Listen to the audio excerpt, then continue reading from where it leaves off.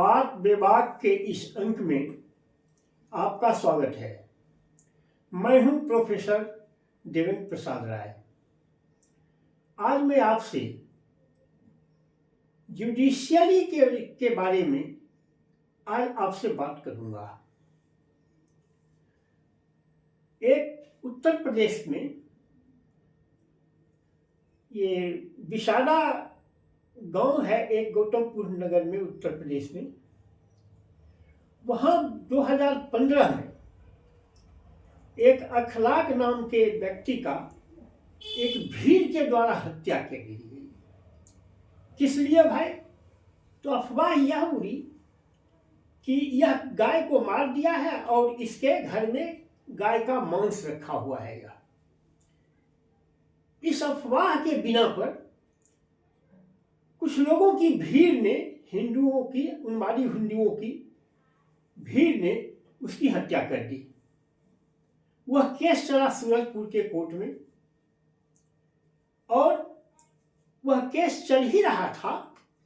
इस बीच मैं जो कहना चाहता हूं, उत्तर प्रदेश की सरकार उसमें जो आरोपित थे उन पर चार्ज विथड्रॉ करने के लिए कोर्ट में एक पिटीशन दिया,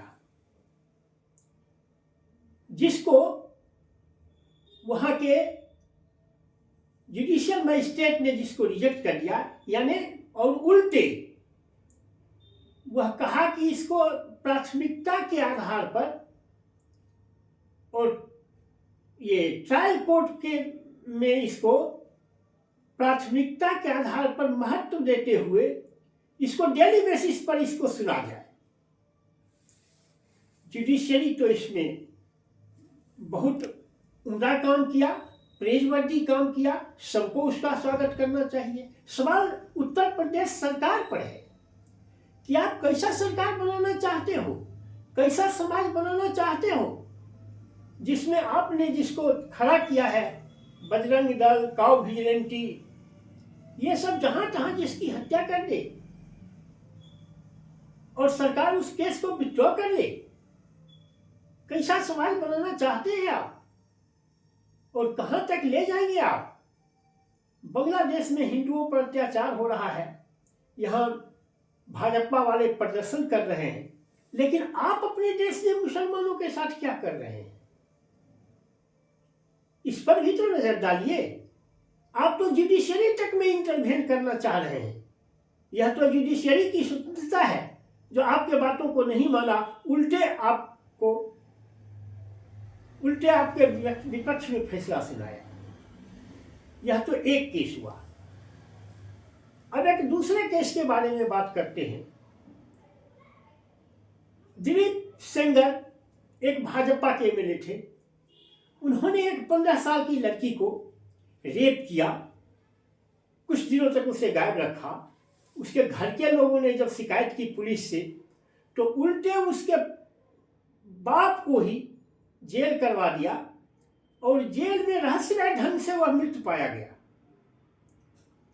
और देखिए वह कितना रसूख वाला आदमी था कि जो उसकी चाची और उसकी मौसी, उस लड़की की, जो उसका देखभाल किया करती थी, उसका, और जो इसमें प्रमुख गवाह था सब यूनुस था, उसको एक ट्रक से के एक्सीडेंट में उस तीनों की हत्या हो गई।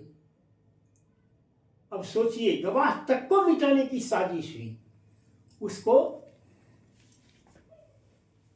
कोर्ट ने संज्ञान लेते हुए और उसे दोषी धारा 370 सेक्शन 376 आईपीसी का सेक्शन 376 और 5C तथा पॉक्सो एक्ट का धारा 6 के अनुसार उसे दोषी पाया और उसे आजीवन कारावास की सजा सेंगर को सुनाई।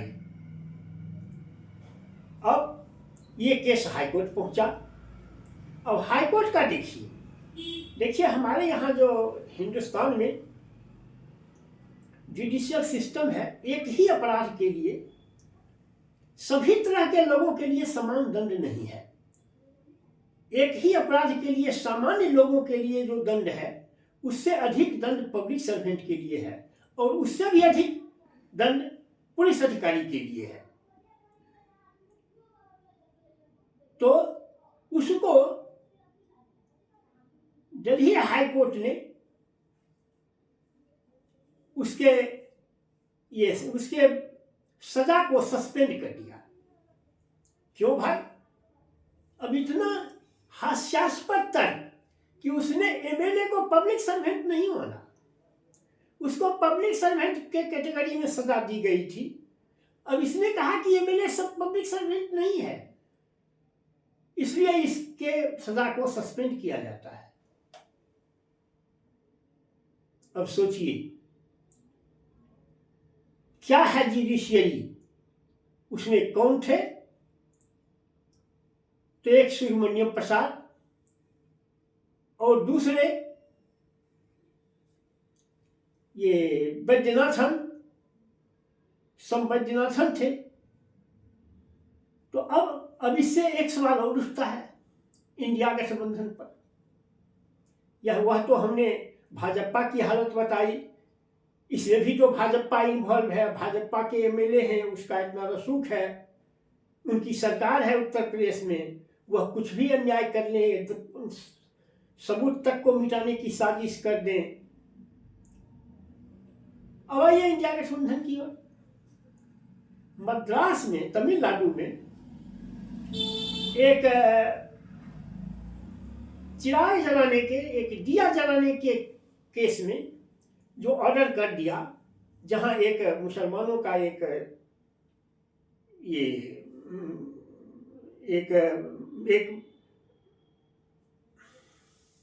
एक मुसलमानों का एक सीरीन था, तो इंडिया गठबंधन वालों ने 100 एमएलए एमपी और राज्यसभा के मेंबर उस पर इम्पीचमेंट के लिए दे दिए।